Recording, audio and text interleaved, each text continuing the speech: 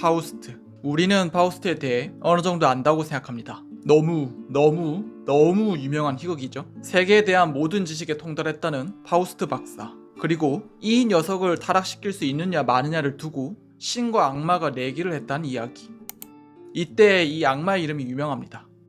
메피스토펠레스. 디아블로 이후로 메피스토 하면 이분을 떠올리시는데 이 이름의 원형이 바로 여기입니다. 보통 괴테가 적었다고 알려져 있습니다만 파우스트의 원형은 민담입니다. 아니, 좀 더 정확히는 실제로 15, 16세기에 활동했던 요한 게오르크 파우스트라는 마술사에 대한 일종의 사후전설입니다. 그러니까 파우스트 자체는 역사적으로 실존했던 인물입니다. 물론 역사적 파우스트는 박사가 아닌 마술사였습니다. 직업명에서도 알 수 있듯 점성술, 흑마술, 돌팔이 의사, 지옥여행담, 악마 빙의 등 당대 기준으로 소위 이단이라고 불릴 만한 거의 모든 짓을 다 했던 기인이었습니다. 이 녀석이 용케도 화형을 피한 거 보면 당대 신성 로마 제국의 행정력이 얼마나 형편없었는지 가늠이 되시죠? 사실 이게 국가인지도 의문이긴.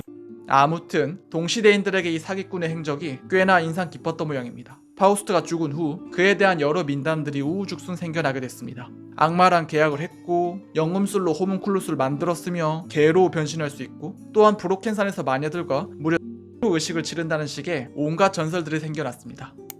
그래서 1587년 인쇄업자 요한 슈피스라는 분이 전국에 흩어진 파우스트에 대한 민담을 모으고 엮어서 지나친 마술사 요한 파우스트 박사의 이야기라는 책을 펴내게 됩니다.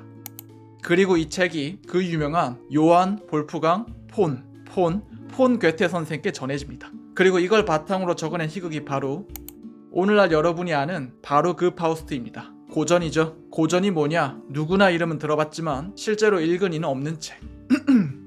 괜찮습니다. 다 파우스트를 읽으면 저 같은 사람이 어떻게 밥벌이를 하겠습니까? 발상의 전환이 필요하죠. 아무튼 파우스트는 굉장히 유명해졌습니다. 이 제목을 말했을 때 요한 슈피스나 말로를 떠올리는 사람은 거의 없죠. 파우스트 하면 곧 괴테, 그리고 괴테 하면 곧 파우스트가 됐습니다. 이런 거 보면 꼭 최초가 중요한 건 아니죠. 때로는 아주 잘 적으면 최초를 뭉개버리기도 합니다. 고로 누가 내 아이디어를 먼저 실천했다고 해서 너무 절망하실 필요는 없습니다. 각설하고 서론이 길었네요. 오늘은 괴테의 파우스트에 대한 제 나름의 해석을 들려드리고자 합니다. 그러면 여러분은 이렇게 물을 수 있겠죠. 내가 그걸 왜 배워야 해?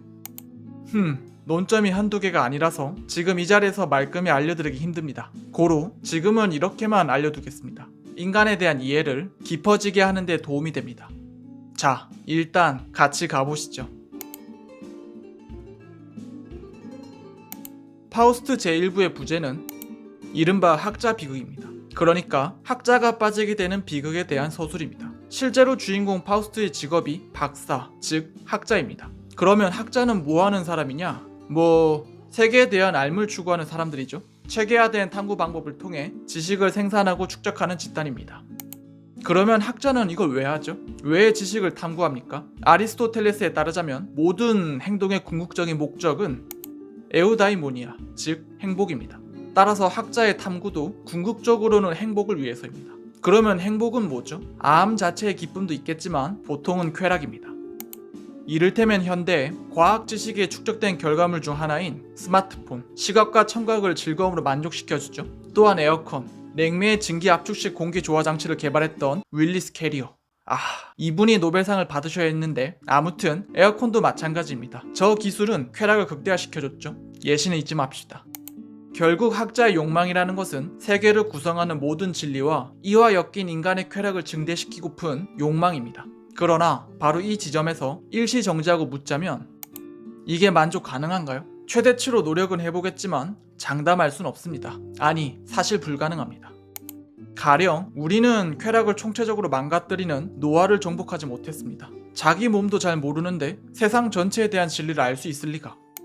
이 지점은 파우스트의 첫 시작, 그러니까 신과 메피스토펠레스의 내기에서도 잘 드러납니다. 메피스토펠레스가 파우스트 박사를 어떻게 이해하고 있냐? 너는 파우스트를 아느냐? 그 박사요? 나의 종인이라.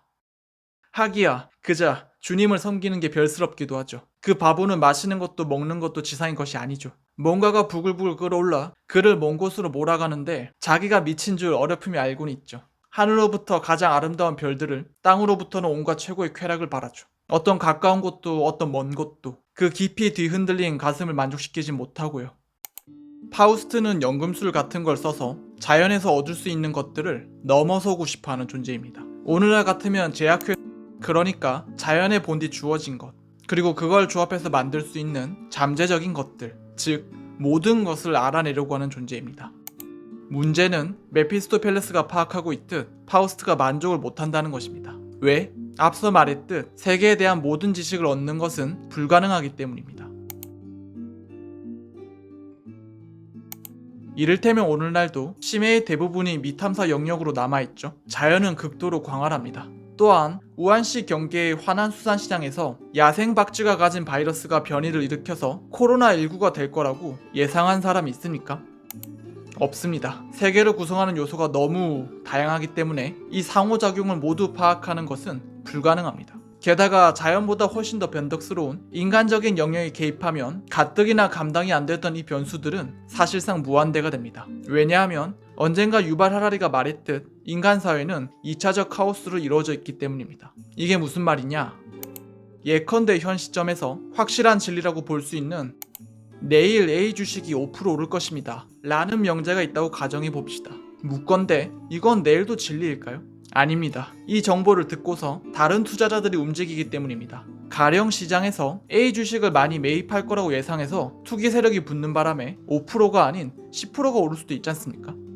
다시 말해 확실성이야말로 혼란을 불러일으키는 요인이 됩니다. 그래서 이런 터무니없는 복잡성 때문에 세계학이라는 것은 존재 불가능합니다. 말이 좀 길어졌는데 정도의 차이는 있겠지만 근본적으로 말해서 괴테가 파우스트를 집필했던 18세기 독일의 상황에서나 그리고 이 영상이 재생되고 있는 21세기에서나 학자적 욕망은 성취 불가능합니다. 그리고 이 대목을 파우스트 본인이 누구보다 잘 알고 있습니다. 그의 고백을 한번 들어봅시다. 나는 이제 철학도, 법학도, 의학도, 유감스럽게도 신학까지 철두철미하게 연구했다. 뜨거운 노력으로. 한데 여기 내가 서 있구나. 가련한 바보가. 전보다 조금 더 똑똑해지지 않은 채로 석사라 불리고 심지어 박사라고 불리며 벌써 10년을 두고 위로 아래로 이리저리로 제자들의 코나 끌고 다녔다. 한데 알게 된 거라곤 우리가 아무것도 알 수 없다는 것뿐. 그게 내 가슴을 다 태울 지경이다. 내가 더 똑똑하긴 했지. 저 모든 얼간이들 박사, 석사, 율사, 목사 따위야 보다야. 의심도 회의도 날 괴롭히지 않는다. 지옥도 악마도 날 겁나게 하지 않는다.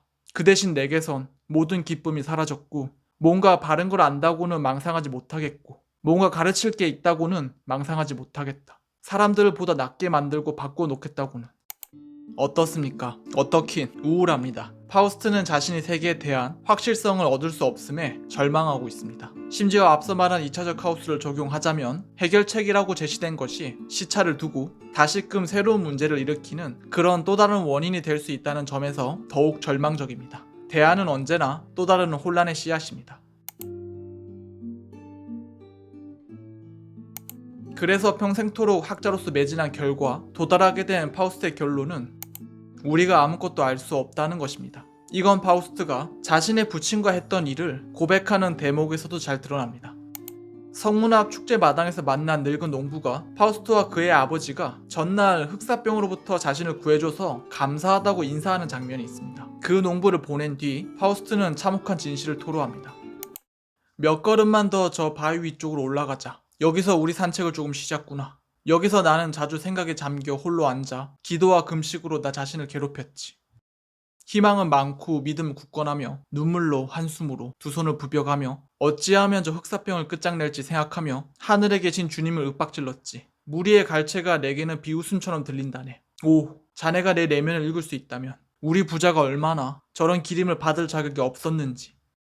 내 아버지는 어두운 명인, 자연과 그 신성한 순환에 대해 성실히 하지만 자신의 방법으로 이상스러운 노력으로 궁리하신 분이었지. 연금술에 정통한 이들과 어울리며 검은 부엌에 틀어박혀 끝없는 처방전에 따라 서로 상극인 것들을 혼합했지. 거기서 대담한 구혼자, 붉은 사자를 미온탕에서 백합과 합방시키고 그 다음으로는 불꽃을 일으켜 그 둘을 한 신방에서 다른 방으로 억지로 몰아넣었어. 그러면 다채로운 색깔로 플라스크 속에서 젊은 여왕이 태어났고 해서 약을 만들어줬는데 환자들은 죽어나갔지. 그런데 아무도 안 물었어. 누가 나았느냐고. 그렇게 지옥의 탕약을 가지고 우리는 이 골짜기에서 이 산간에서 흑사병보다 훨씬 더 고약하게 설치됐어. 나 자신이 수천 명에게 그 독을 주어 사람들이 시름시름 죽어갔는데 나는 살아서 이제 뻔뻔한 살인자들을 찬양하는 소리까지 듣네. 물론 흑사병을 어떻게든 치료하여 사람들을 살리고픈 의도가 나빴다는 것은 아닙니다. 그렇지만 파우스트가 고백하고 있듯 사이비적인 방식인 영음술을 통해 만들어진 약은 심지어 약도 아닌 독이었습니다. 따라서 파우스트에게 동시대의 학자라는 작자들은 계몽주의의 사도가 아닌 이른바 어두운 명인에 불과합니다. 물론 파우스트 본인도 그 학자 집단에 속한 존재고요. 참고로 파우스트의 우울은 이어지는 구절에서 저런 식의 시행착오들이 결국엔 진보를 위한 단계가 아니겠냐는 학생 바그너의 위로에 대한 냉소에서도 잘 나타납니다. 오, 행복하여라. 아직도 희망할 수 있느니 이 오류의 바다에서 떠오를 수 있다고 희망하느니. 뿐만 아니라 학자는 종교인이 아니죠. 그래서 신으로부터의 위안을 기대하기도 힘듭니다. 사실 그런 위안을 구해서도 안 되죠. 학자들은 심리적 기만이 아닌 실질적 해결책을 추구하는 존재이기 때문입니다. 실제로 파우스트는 이 부분 또한 인정하고 있습니다. 마가레테와의 대화에서 파우스트는 자신은 종교적 의례의 외관을 지키고 존중하는 것일 뿐, 즉 믿는 척할 뿐 실제로 신에게 기대하는 바가 없음을 우회적으로 고백하고 있습니다. 나는 신을 믿는다고 사제나 현인에게 물어봐도 그들의 대답은 그저 질문자에 대한 조롱처럼 들리는 걸.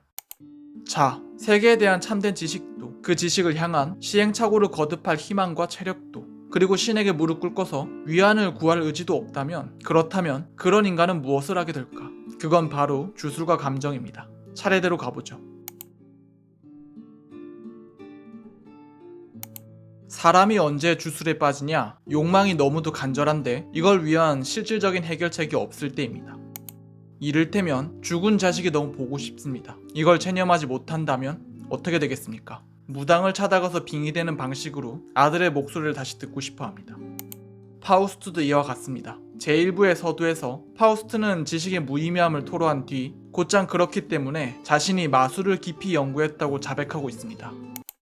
그래서 마술에 몸을 바쳤다. 영의 힘과 입을 빌려 내게 비밀의 말이 전해지지 않을까 하고 더 이상 식은땀 흘리며 내가 모르는 것을 말할 필요가 없었으면 인식했으면 무엇이 세계를 그 가장 깊은 내면에서 지탱하고 있는지 모든 작용하는 힘과 그 맹아를 보았으면 더 이상 낱말이나 뒤지지 않았으면 인간의 능력으로는 낯설고 불가해하기만 한 저 가혹한 세계에 대한 알물 얻고픈 욕망을 파우스트는 마술 탐구로서 분출하고자 합니다. 흥미로운 것은 이때 괴테가 각본을 적으면서 파우스트가 이런 마술적인 알물 가진 존재와 직접 만나도록 했다는 것입니다. 그리고 그 존재가 직접 파우스트를 주저앉히죠. 중요한 대화이니 좀 길더라도 통째로 옮겨보겠습니다. 누가 나를 부르는가? 섬뜩한 얼굴이다. 내가 나를 힘차게 끌어당겼지. 오래도록 내 영역에서 들어부터 빨아대더니 그러더니 이제는 그대를 감당할 수가 없구나. 네가 숨바쁘게 애원해서 나를 보겠다고, 내 목소리를 듣겠다고, 내 얼굴을 보겠다고, 내 영혼의 세찬 간청이 내 마음을 불러 여기 내가 왔는데 무슨 가련한 두려움이 초인인 너를 사로잡느냐? 영혼의 부름은 어딜 갔느냐?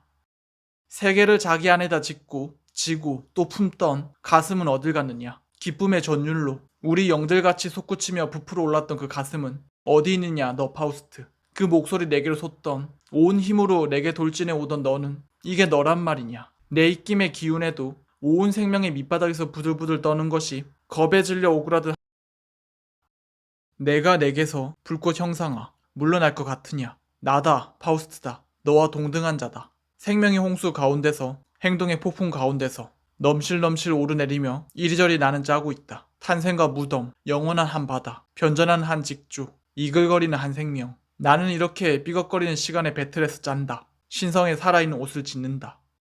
광활한 세계를 배회하는 분주한 영이여 느껴진다. 나는 내게 얼마나 가까운지. 너는 내가 이해하는 영을 닮았을 뿐 나는 아니다. 널 닮지 않았다고? 그럼 대체 누굴? 신의 모습대로 빚어진 내가 너조차 닮지 않았다고? 여기서 대지의 영은 파우스트가 의지를 잃었기 때문에 학자가 아닌 겁에 질려 오그라든 가 돼버렸다고 맹비난합니다. 파우스트는 인간이 자신의 형상대로 창조됐다는 기독교적 믿음에 근거하여 자신이 대지의 영과 대등한 존재라고 강변하지만 대지의 영은 이를 비웃으며 너는 내가 이해하는 영을 닮았을 뿐이라고 일축하고 있습니다. 이런 자기 반영성에 대한 비판은 중요합니다. 신비주의자이자 연금술을 연구했던 파우스트의 부친이 실패했듯 마술이란 존재하지 않습니다. 그렇다면 헛된 시도일 수밖에 없는 마술적 노력이란 결국엔 자신이 보고픈 것을 반영하는 일종의 제로의 퇴행에 불과합니다.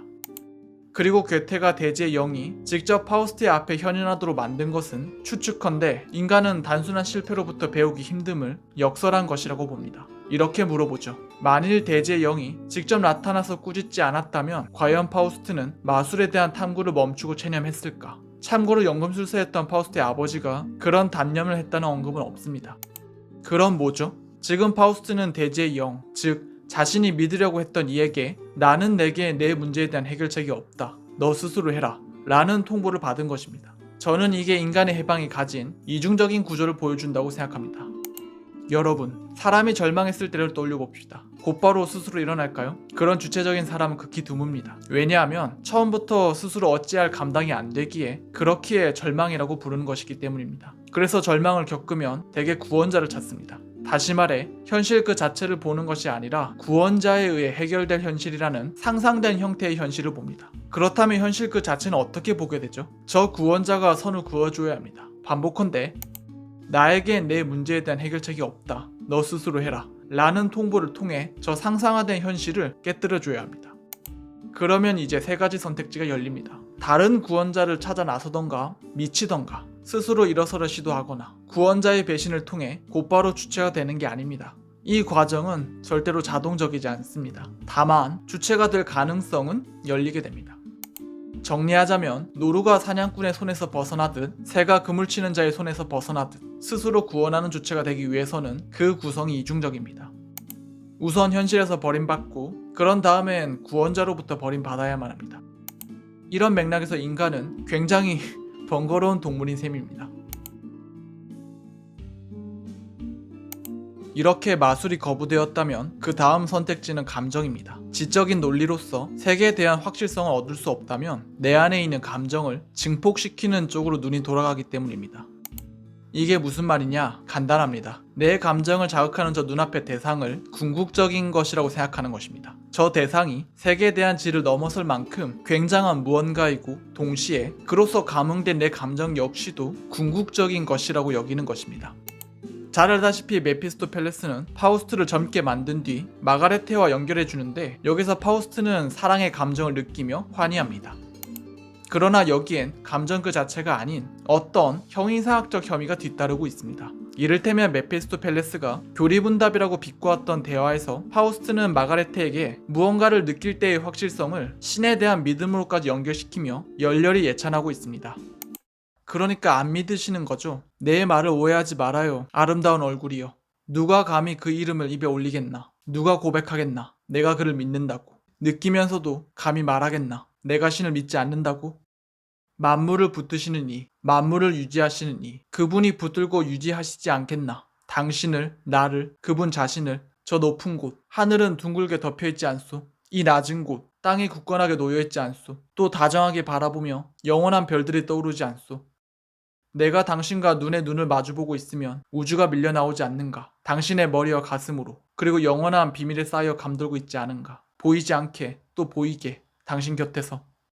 그 모든 것으로 당신의 가슴을 채워요. 아무리 크더라도. 그리고 감정 가운데서 당신이 희열로 차오르거든. 그때는 그걸 당신 마음대로 불러요. 그걸 불러요. 행복이라, 마음이라, 사랑이라, 신이라. 그걸 부를 이름이 내겐 없다오. 감정이 전부요. 이름이란 음량과 연기일 뿐이라오. 하늘의 열화를 안개로 가리는 거지. 유명한 구절이죠. 다시 옮겨봅시다. 이름이란 음량과 연기일 뿐이라오. 하늘의 열화를 안개로 가리는 거지. 이 구절에서 파우스트는 지식을 완전히 포기하고 있습니다. 대신 감정이 전부요라는 단언을 통해 자신이 완전히 거머쥘 수 있는 유일하고도 확고한 것인 감정의 모든 가치를 부여하고 있죠. 그러니까 낯설고도 불친절한 세계가 주지 않았던 모종의 안도감을 자신의 낭만적인 감정에서 찾고 있는 것입니다. 이 점은 파우스트가 단순히 마가레테에 대한 사랑에만 집중하는 것이 아니라 그 사랑을 통해 자신의 안에서 깨어나는 비밀스러운 깊은 경의들을 향유하는 대목에서도 잘 드러납니다. 숭고한 영이여, 그대가 내게 주었다. 내가 청했던 것 모두 내게 주었다. 불에 감싸인 얼굴을 내게 돌린 것도 헛되지 않았다. 그대 내게 찬란한 자연의 왕국을 주었고 그것을 느끼고 향유할 힘까지도 주었다. 고작 냉담하게 놀라며 찾아오기만을 허락한 게 아니다. 자연의 그 깊은 가슴 속을 친구의 것인 양 들여다보게 해주는구나. 그대는 살아있는 존재들의 대열을 내 눈앞에서 지나가게 하며 나에게 고요한 덤불과 공중, 물속의 내 형제들을 알아보게 가르친다. 폭풍이 숲속에서 쏴 우지끈 우지끈 포효하고 거대한 가뭄비 나무가 쓰러지면서 옆나무 줄기들을 와지끈 쓰러뜨릴 때, 그 쓰러뜨림이 둔탁하고 공허한 굉음을 언덕에 울릴 때 그대는 나를 안전한 동굴로 이끌어 보여준다. 나를 나 자신에게. 하여 내 가슴 속에 있던 비밀스러운 깊은 경위들이 열린다. 또 내 눈길 앞에서 맑은 달이 마음을 부드럽게 해주며 떠오르면 눈앞 암벽으로부터 축축한 숲으로부터 태고의 은빛 형상들이 둥둥 떠올라 관찰이라는 엄숙한 욕구를 누그러뜨리는구나. 여기서 파우스트는 사랑을 통해 마치 낯선 세계에 대한 대안을 찾은 것처럼 느끼고 또한 그렇게 규정하고 있습니다. 마가레트는 파우스트에게 이른바 폭풍으로 대표되는 세계로부터 벗어나 숨을 수 있는 안전한 동굴이란 도피처를 제공해주는 존재로 이해되고 있기 때문입니다. 그건 세계에 대한 관찰, 즉 지식을 다시 쌓아보려는 욕구를 누그러뜨립니다. 엄밀히 말하자면 지금 파우스트가 마가레트에게 느끼는 건 이타적인 사랑이라기보다는 불안의 대용품으로 소비하는 것에 가깝습니다. 그래서 메피스토펠레스는 이런 감정을 숭고한 것으로 포장하는 파우스트의 위선을 비웃는 것입니다. 성욕의 발화에 불과하지 않느냐고 말이죠. 또한 감정의 확실성을 예찬하며 그것이 진리인 것 마냥 대접하는 파우스트의 태도 또한 비웃습니다. 그건 학자이던 시절에 실컷 했던 확실성 찾기를 또 하는 것에 불과하다.